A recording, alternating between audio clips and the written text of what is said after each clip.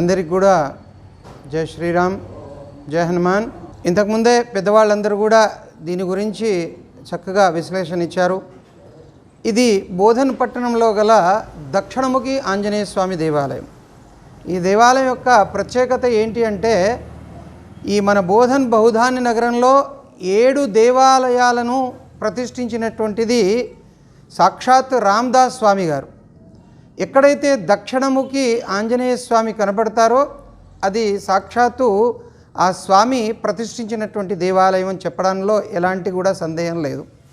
అంతకుముందే నాకు పెద్దలందరూ తెలియజేశారు, ఇలా మన బోధనలో ఎక్కడెక్కడ ఉన్నాయనేటువంటిది కూడా విశ్లేషణ మన బాబాగారు ఇచ్చారు. దాంట్లో భాగంగా ఇక్కడ పురాతనంగా వచ్చేటువంటి సాంప్రదాయం ఏంటంటే, ఎప్పుడైతే బోధన్ పరిసరాలలో వాన కురియడం లేదు, మరి అనావృష్టి జరగబోయే సమయం వస్తున్నది అని అంటే, ఇక్కడ కంపల్సరిగా తప్పనిసరిగా 3 రోజులు సంతద్ధార అభిషేకం చేస్తే ఎంత వర్షం పడుతుందో మనం అసలు ఊహించలేనటువంటి ఘట్టం కూడా మనకి ఇక్కడ సాక్షాత్కారంగా నిదర్శనంగా ఉంది. ఇప్పుడు గత 2 రోజుల నుంచి మేము ఇక్కడ అందరం కూడా బ్రాహ్మణోత్తములందరూ కూడా కలిసి మహారుద్రాభిషేకం, సంతత రుద్రాభిషేకం ప్రారంభం చేశాము. నేటికి 3వ రోజు ఇది. 2 రోజుల నుంచి చక్కనగా వర్షం కురుస్తుంది. ఇది అంతా కూడా వరుణ దేవుని యొక్క కృపా కటాక్షాలని చెప్పడానికి ఎలాంటి సందేహం లేదు. అలాగే రేపు మరి సమాప్తి ఉంటుంది. దీనికి 3 రోజులు 72 గంటలు మేము పరిసమాప్తి చేస్తున్నాం. దాంట్లో భాగంగా గ్రామంలో ఉన్నటువంటి ప్రతి ఒక్క కుల పెద్దలు, కుల సభ్యులు 60 మంది ఎవరైతే కుల పెద్దలు ఉన్నారో వాళ్ళందరూ కూడా రేపు ఇక్కడ 10 గంటల నుండి 11 గంటల లోపల ఇక్కడ మీరందరూ కూడా హాజరు కావాలి. ఎందుకయ్యా అంటే, ఒక దేవుడి దగ్గరకు వెళ్తున్నప్పుడు 10 మంది వెళ్తే మన యొక్క ఏదైతే రిప్రజెంటేషన్, ఏదైతే మన మొర ఉందో అది తొందరగా మనకు శాంక్షన్ అవుతుంది. కాబట్టి మనం గ్రామంలో ఉన్నటువంటి ప్రతి ఒక్కరు కూడా, ప్రతి ఒక్క వ్యవసాయదారుడు, ప్రతి ఒక్క హిందూ భక్తుడు కూడా ఇక్కడికి వచ్చేసి రేపు పరిసమాప్తి చేసి ఆ జలాన్ని యొక్క తీసుకొని మన పొలంలలో ఇతరత్రల ఆ నీరుని చల్లితే మనకు సస్యశ్యామలంగా అభివృద్ధి అవుతుందని చెప్పేసి వేదాలు పురాణాలు చెప్పడం జరిగింది. కనుక రేపు సమాప్తి కనుక వీడీసీ, మన బోధన్ వీడీసీ గ్రామ పెద్దలు అందరూ కూడా రేపు ఇక్కడికి రావాలి.